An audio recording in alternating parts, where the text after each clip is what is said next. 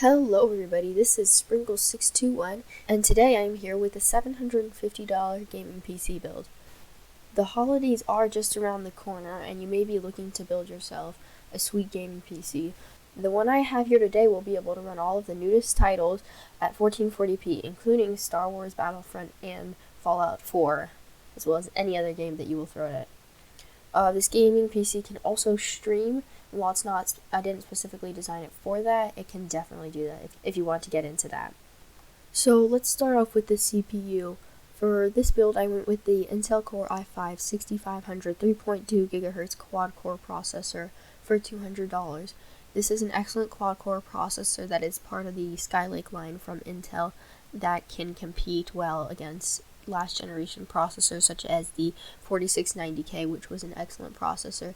And even though it isn't overclockable, it still is an excellent gaming CPU, especially with those quad cores, which more and more games are taking advantage of. For the motherboard, I went with the Gigabyte GAH110MA Micro ATX LGA 1151 motherboard for $45. This is an excellent motherboard from Gigabyte that was designed for the new Skylake CPUs, and it comes at a very affordable price of around $45, and it has USB 3 headers, SATA 6, and all the things that you want to have in a motherboard, but nothing that you really don't need. So, not much else to say about the motherboard. It is a gaming build, so you don't need anything too fancy. For the RAM, I went with the ADATA XPG Z1 8GB DDR4 2400 MHz memory kit. Coming in at only $43, this is an excellent price for a DDR4 2400 MHz memory kit. It does have 2 sticks of 4GB, so you kind of are limited there in terms of upgrading your RAM, but if you really want to get more in the future, you can always upgrade the motherboard.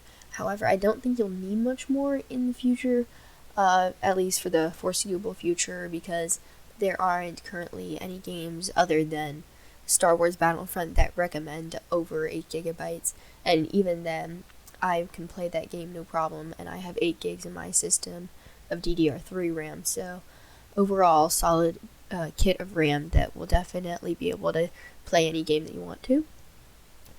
For storage, I went with the Western Digital Caviar Blue 1TB hard drive for $50. This is kind of a staple for most gaming rigs these days. It's cheap, it's reliable, and plenty of storage. I really didn't go with an SSD because I think at this price range it's better to get more storage than to get an SSD with much faster speeds, because you need a lot more storage in this day and age, especially if you want to download more than one game. Because if you have a 120 gig SSD, Titanfall will already take half of that if you want to play that game, and any other pretty much. So not much to say about that. I have that hard drive, have no problems with it, and it's actually fairly snappy. For the video card, which is one of the most important parts of a gaming build, I went with the Gigabyte Radeon R9 390 8GB video card for $300. I definitely recommend this over the GTX 970 at this price right now, especially if you don't mind the extra power wattage, which isn't even outrageously much.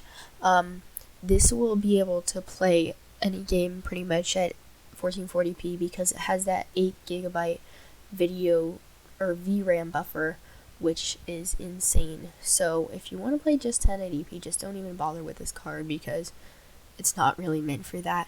So this is an excellent card that will be able to run, like I said, pretty much any game that you want it to at very playable settings and frame rates. So excellent card, highly recommended by me. I would highly recommend it. For the case, I went with the Cooler Master N200 Micro ATX mid-tower case for $43. I went with the Micro ATX case because it wasn't all that expensive. I think it looks pretty good. It has great ventilation, and the motherboard is Micro ATX, so thought might as well just match the case with the motherboard. It's only $43, so it's cheap and it has nice build quality. For the power supply, with the EVGA Supernova NEX 750 watt 80 plus bronze certified power supply for $50.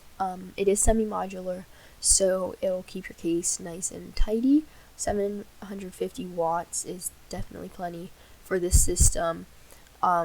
If you want to go more, or if you want to go with Crossfire with the GPUs, which you can't even do with this motherboard anyway, but if you were, I definitely recommend getting a higher wattage CPU. But for what it is now, this is an excellent CPU, 80 plus bronze certified, so it'll be reliable and efficient.